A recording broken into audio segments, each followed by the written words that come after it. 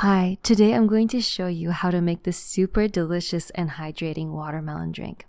Watermelons are packed with antioxidants, they're anti-inflammatory, and they are perfect for cooling down. What you'll need is watermelon, water, and lime.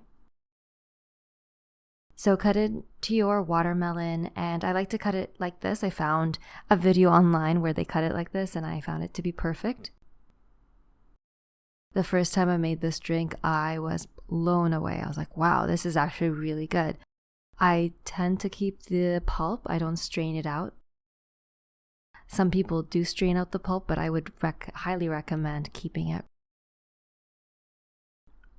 You'll need a blender and then add the watermelon in there, lime juice, and water. I used 1 cup of water, 2 cups of watermelon, and half a lime. And then blend it all together.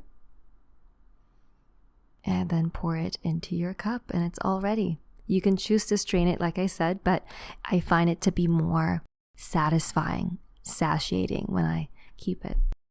You can add some ice to make it super nice and cooling.